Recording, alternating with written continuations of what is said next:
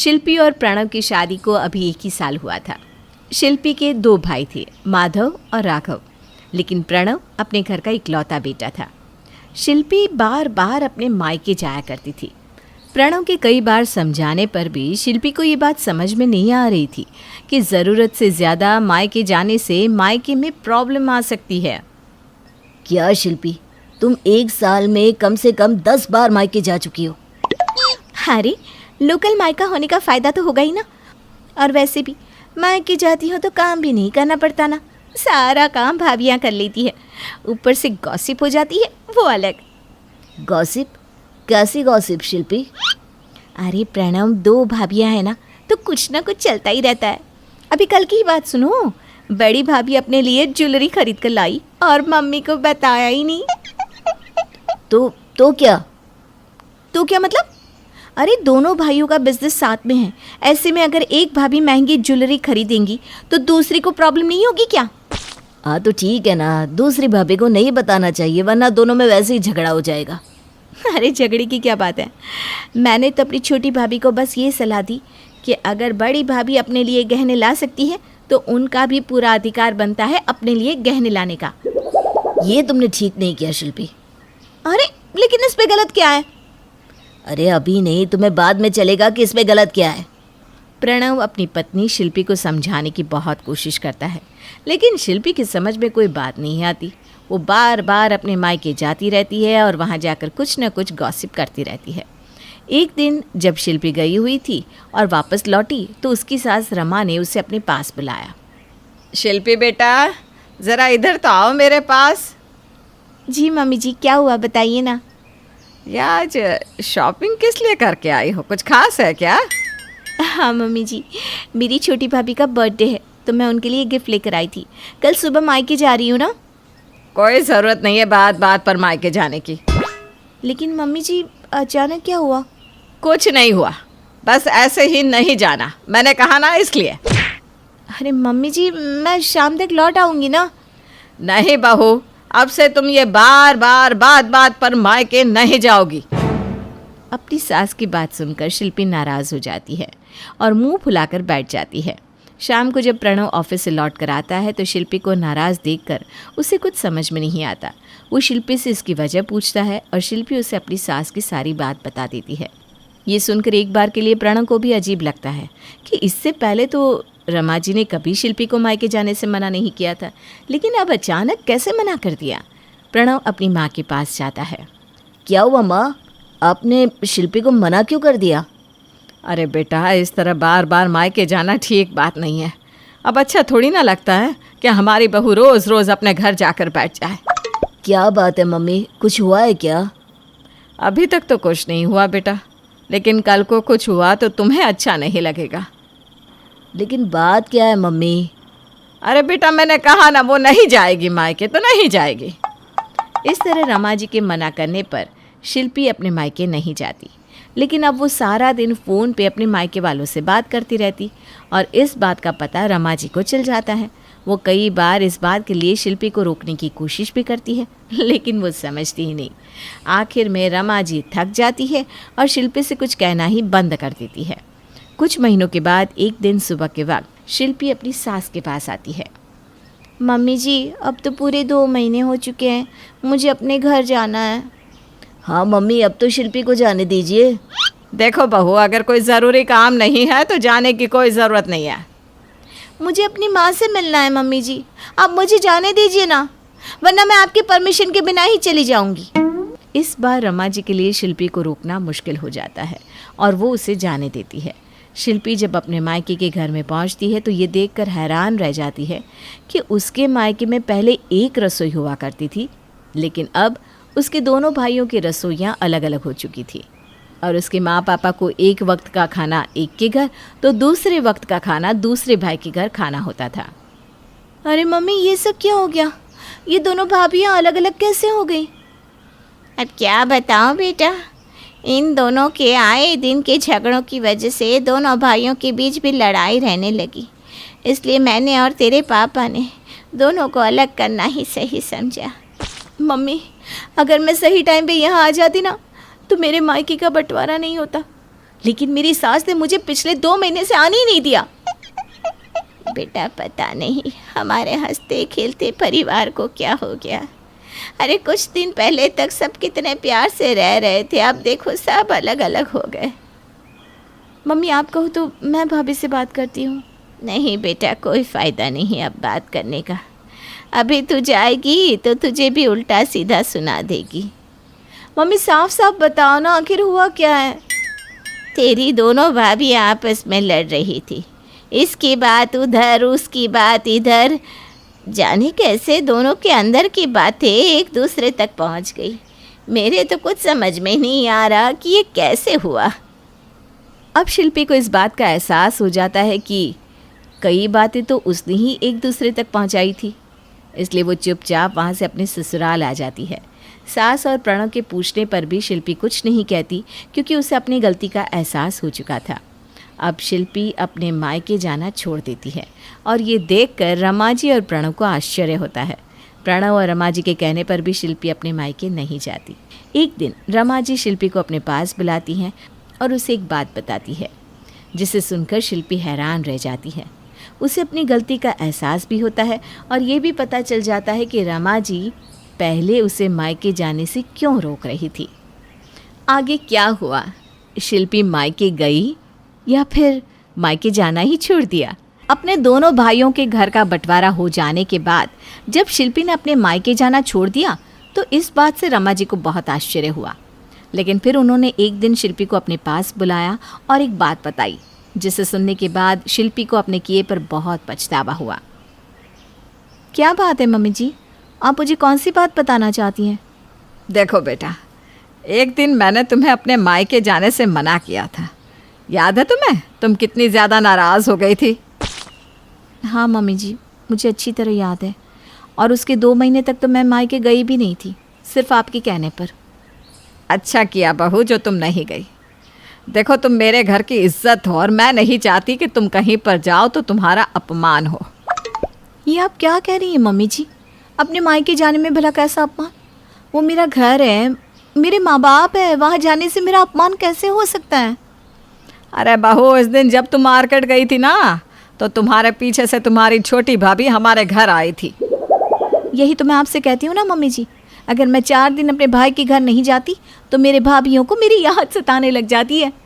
वो बात नहीं है बहू, तुम्हारी भाभियों को तुम्हारी याद नहीं सता रही थी, बल्कि वो तुम्हारी शिकायत करने यहाँ पर आई थी। अरे लेकिन मैंने क्या किया? उल्टा मैं जब भी जाती हूँ उनके लिए गिफ्ट्स लेकर जाती हूँ। उस दिन भी तो मैं भाभी के लिए गिफ्ट खरीदने ही तो गई थी। तुम्हारी बात बिल्कुल सही है बेटा, लेकिन तुम्हारी भाभी कह रही थी कि तुम अपनी दोनों भाभियों की बातें इधर की उधर करती रहती हो। लेकिन मम्मी जी, मेरा इरादा उनका झगड़ा करवाने का बिल्कुल नहीं होता। वो तो बस मुझे गॉसिप करने में मज़ा आता है, और ये बात मैंने प्रणव को भी बताई थी। मैं समझ सकती हूँ बहू, लेकिन तुम इस बात को समझने की कोशिश करो कि तुम्हारी ये गॉसिप करने की जो आदत है ना, इसी की वजह से तुम्हारे मायके में परेशानियाँ खड़ी हो गई है। किस तरह की परेशानियाँ? एक दिन मैंने तुम्हारी माँ से बात की थी, वो बड़ी दुखी है बेटा। उनके दोनों बेटों के घर अलग अलग हो गए। एक वक्त एक बेटे के घर खाना खाती है और दूसरे वक्त दूसरे बेटे के यहाँ। अब तुम ही सोच कर देखो, एक माँ बाप के लिए ये कितने दुख की बात होगी। हाँ मम्मी जी, बात तो सही है आपकी। मम्मी पापा दुखी हैं, मैं भी अपने मम्मी पापा को इस तरह नहीं देख सकती, और इसीलिए तो मैंने मायके जाना भी कम कर दिया। आप तो जानती ही हैं। लेकिन बहू, अब बहुत देर हो चुकी है। देखो, सुनने में भले ही तुम्हें बुरा लगे, लेकिन तुम्हारा रोज़ रोज़ मायके जाना, अपनी भाभियों के बारे में गॉसिप करना, आप उस घर का बंटवारा कर चुका है। तुम्हारे मायके का बंटवारा तो हो गया बहू, अब तो कुछ नहीं किया जा सकता। इसका मतलब मम्मी जी, अनजाने में मुझसे बहुत बड़ी गलती हो गई। तभी वहाँ पर प्रणव आ जाता है। वो अपनी माँ और शिल्पी की बातें सुन लेता है। हाँ शिल्पी, मम्मी ठीक कह रही है, गलती तो तुमसे बहुत बड़ी हुई है, और ये बात भी सच है कि अनजाने में हुई है, क्योंकि तुम जानबूझकर कभी भी अपने मायके का बंटवारा नहीं करवाना चाहोगी। वही तो मैं कह रही हूँ प्रणव, मैं क्यों अपने घर वालों को अलग करना चाहूँगी। अच्छा ठीक है भाई, अब रो मत। परेशान होने की ज़रूरत नहीं है, हम इसके बारे में कुछ करते हैं। लेकिन अब क्या होगा? अब तो मेरे दोनों भाई अलग हो चुके हैं, खाना भी अलग अलग रसोई में बनता है। देखो, मेरे पास एक आइडिया है। मैं तुम्हारे दोनों भाई और भाभी और तुम्हारे मम्मी पापा को यहाँ हमारे घर इनवाइट करता हूँ। और उससे क्या होगा? अरे तुम बस देखती जाओ, तुम उन सबके लिए अच्छे से अच्छे डिनर की तैयारी करो, समझी? बाकी का सारा मेरे ऊपर छोड़ दो। प्रणव शिल्पी के मम्मी पापा और उसके दोनों भाई भाभीयों को अपने घर पर इनवाइट करता है। वो सारे के सारे लोग शिल्पी के घर खाना खाने के लिए आते हैं। अरे प्रणव, हम लोगों के लिए इतना करने की क्या ज़रूरत थी? अरे हाँ भी, इतने सारे लोगों को एक साथ डिनर पर बुलाकर तुमने बेकार ही काम फैला लिया। हाँ दामाद जी, और अब तो वैसे भी हम लोग अलग हो चुके हैं, अपनी अपनी रसोई में अपने अपने हिसाब का बनाकर खाते हैं।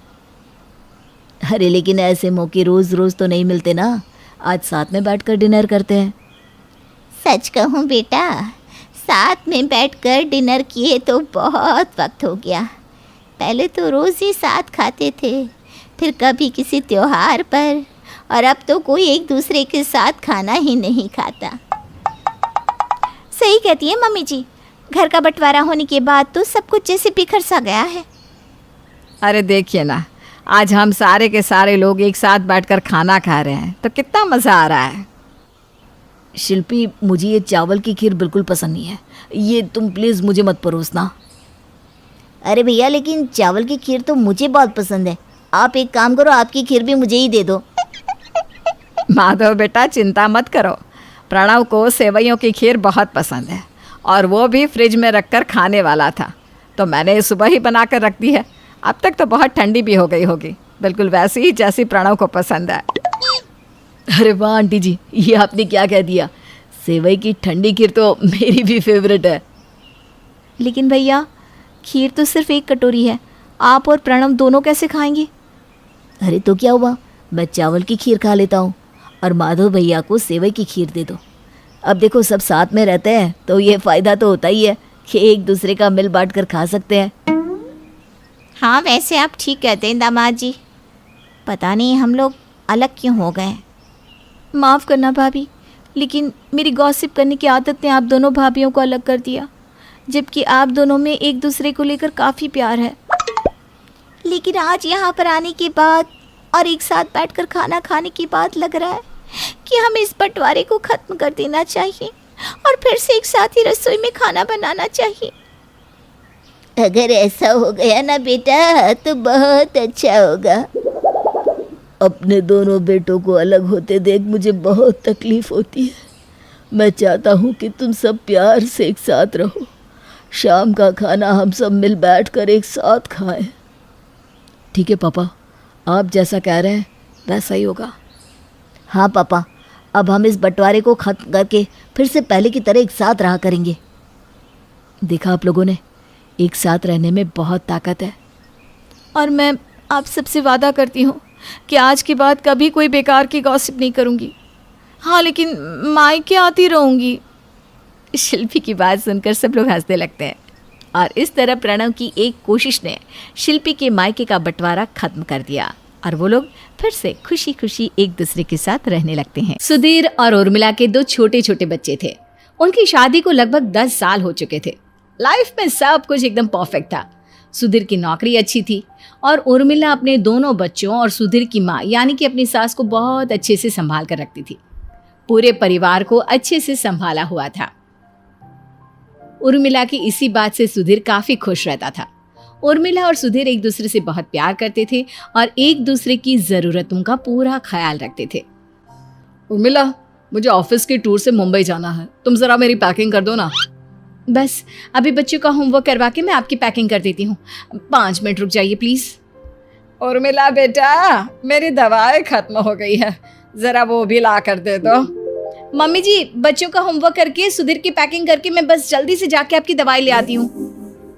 उर्मिला, तुमने मेरे घर को कितने अच्छे से संभाल कर रखा है। कभी कभी तो सोचता हूँ कि इतनी अच्छी पत्नी किस्मत वालों को ही मिलती है। सुधीर अपनी ऑफिशियल टूर पर मुंबई पहुंच जाता है। वहां पर होटल में उसकी मुलाकात एक विदेशी लड़की लीजा के साथ होती है। हे, क्या तुम मेरी हेल्प करेगा? मैं इंडिया में किसी को नहीं जानता। मेरा सारा लगेज उधर लोगों ने छीन लिया। अभी मैं किधर जाऊँ मुझे कुछ भी नहीं पता। अरे वाह, विदेशी होते हुए भी आपको हिंदी लैंग्वेज आती है, वो कैसे? वैसे आप चिंता मत करिए, मैं आपकी हेल्प ज़रूर करूँगा। कंपनी में ट्रांसलेटर का काम करते करते मुझे थोड़ा हिंदी आ गया। अगर तुम मेरी हेल्प कर देगा तो बहुत अच्छा होगा। मेरा सारा लगेज खो गया है। ज़रूर ज़रूर, आप चिंता मत करिए। एक काम करिए, आप मेरे रूम में स्टे कर लीजिए।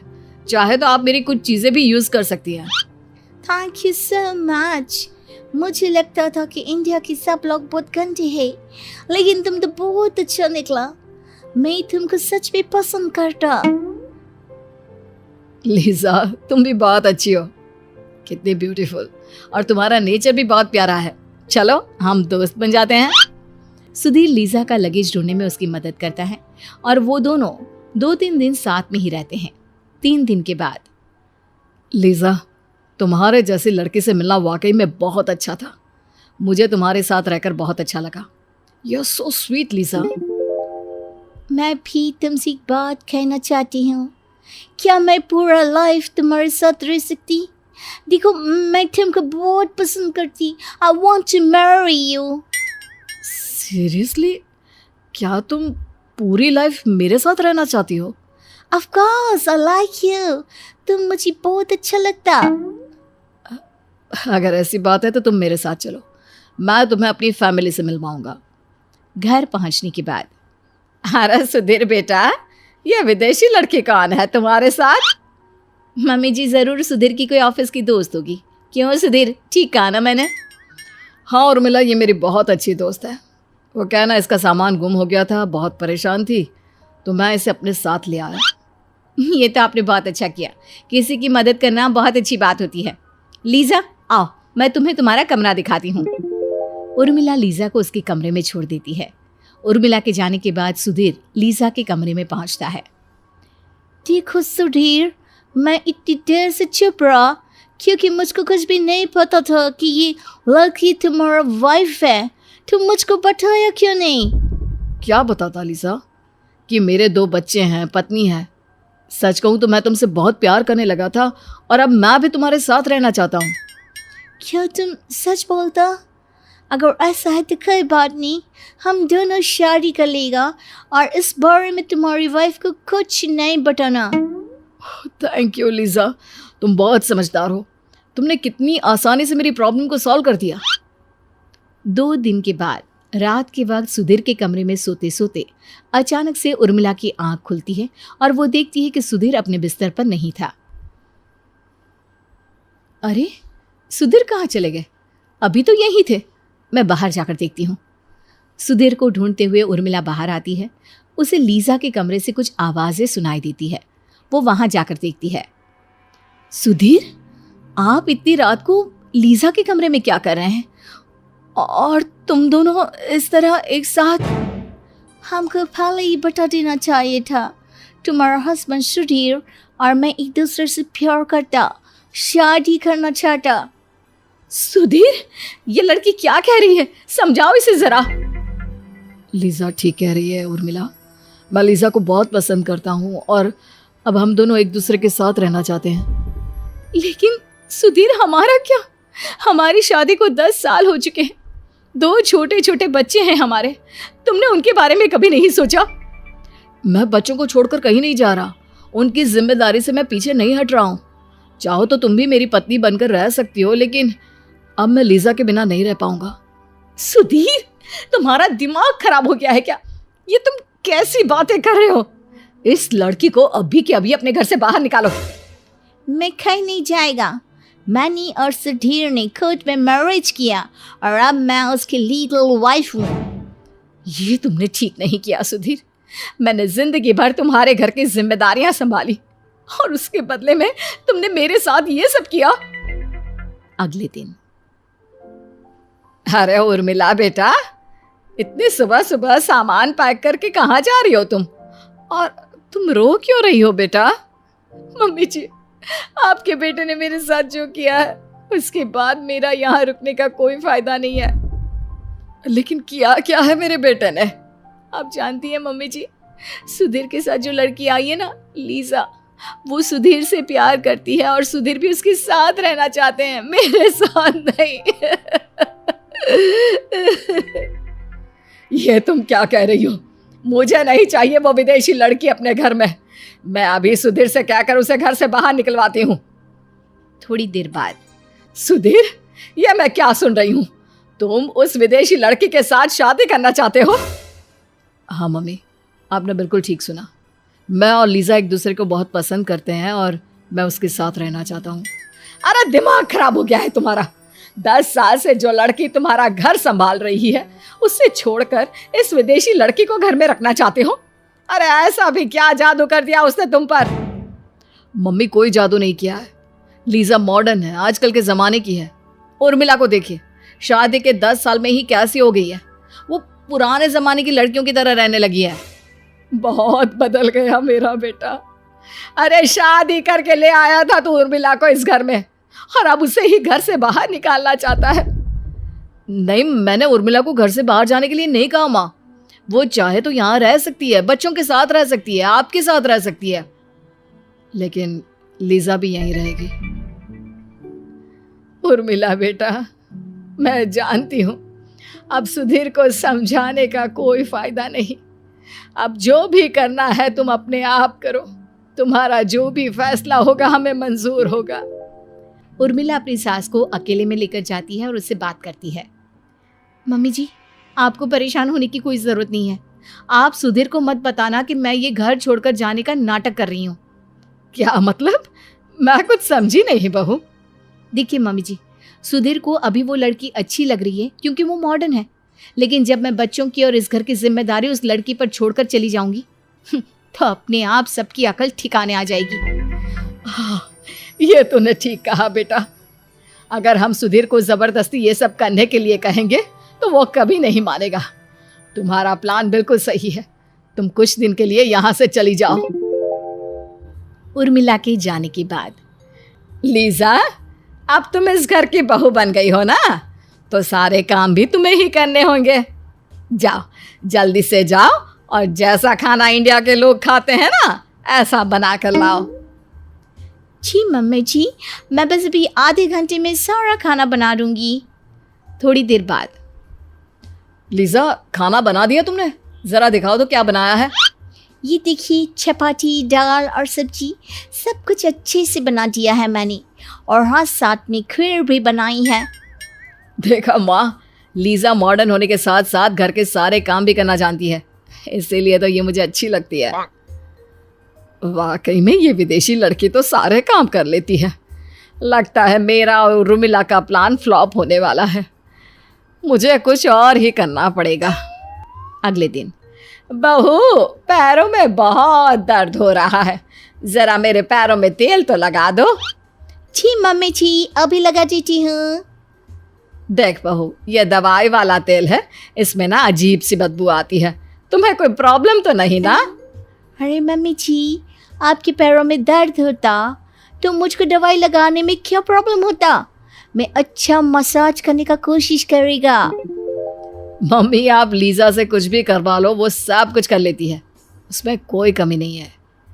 इस तरह लीजा ने घर की जिम्मेदारियों को अच्छी तरह से संभाल लिया था। ये देखकर उर्मिला और उसकी सास को लगने लगा था कि अब उनके पास ऐसा कुछ नहीं था जिसकी वजह से वो लीजा को सुधीर से दूर कर पाते। और फिर एक दिन अचानक उर्मिला एकदम मॉडर्न लड़की बन के अपने घर लौट आती है। उर्मिला को देखकर सुधीर हैरान रह जाता है क्योंकि वो बहुत खूबसूरत लग रही थी। ओह माय गॉड उर्मिला, तुम तो एकदम मॉडर्न लग रही हो। Thank you so much. तुम्हें ही मुझसे शिकायत थी ना, मैं पुराने टाइप की दिखती हूँ। देख लो, मैंने अपने आप को चेंज कर लिया। वाकई में यार, शादी के 10 साल बाद भी मॉडर्न कपड़ों में तुम्हें देखकर लगता ही नहीं कि 10 साल हो गए शादी को। ऐसा लगता है जैसे कॉलेज की कोई लड़की हो। You are so beautiful Urmila. लेकिन लीजा, तुम्हें क्या हुआ? तुम्हारा वेट तो काफी बढ़ गया है और कुछ ही दिनों में बहुत थकी हुई सी दिखने लगी हो। इस घर की जिम्मेदारियाँ तुम्हारी और सुधीर के बच्चों को संभालते संभालते पागल हो गई हूँ। मैं पिछले 6 महीने से बस यही तो कर रही हूँ, दिन रात तुम्हारे बच्चों की और तुम्हारी सास की सेवा। लेकिन अभी तो सिर्फ 6 महीने हुए हैं, ये सब तो तुम्हें जिंदगी भर करना है लीजा। आज तुम्हें देखने के बाद मुझे रियलाइज हो रहा है कि मैंने अपनी जिंदगी खराब कर दिया। मुझे सुधीर के साथ इधर आना ही नहीं चाहिए था। ये तुम क्या कह रही हो? शादीशुदा होते हुए भी मैं तुम्हें इस घर में लेकर आया। मेरा गलती था, मुझे तुम्हारे साथ इधर ना आना चाहिए था। तुमने मुझको इस घर में नौकरानी बनाकर रखा। अरे इसमें नौकरानी की क्या बात है? पिछले 10 साल से उर्मिला भी तो ये सब काम कर रही थी। उसने तो कभी नहीं कहा कि वो इस घर की नौकरानी है। यहाँ ऐसा होता होगा, लेकिन मैं 6 महीने में बहुत थक चुकी हूँ। And you know Sudhir what? मैं अब इस घर को छोड़ कर जा रही हूँ। मैं तुम्हारे साथ और नहीं रह सकता। समझ में आया? एक पत्नी पत्नी होती है और अमेरिकन सौतन वो जिंदगी भर तुम्हारा घर नहीं संभाल सकती। लेकिन लीजा वैसे नहीं है। अब लीजा तुम एक काम करो, तुम इस घर में रहो और उर्मिला भी यही रहेगी। तुम दोनों मिलकर इस घर के काम संभालना। पागल हो गए हो तुम? मैं तुम्हारी पत्नी नहीं हूँ उर्मिला जैसी, जो दूसरी लड़की के साथ रहने दूंगी। मेरा नाम लीजा है और अब मैं पागल हो गई हूँ तुम्हारे घर का काम करते करते। तो मैं चाह रही हूँ अपना घर तुम खुद संभालो। उर्मिला, तुम भी अपना फैसला सुना दो। तुम क्या करना चाहती हो? मैंने तुम्हारे साथ गलत किया, इसलिए तुम जो भी कहोगी मुझे मंजूर होगा। देखो सुधीर, कुछ वक्त के लिए तुम बह गए थे, लेकिन ये दोनों बच्चे, मम्मी जी, ये सब मेरा परिवार है। मैं इन्हें छोड़कर कहीं नहीं जाऊंगी, और एक अमेरिकन सौतन की वजह से तो कभी नहीं।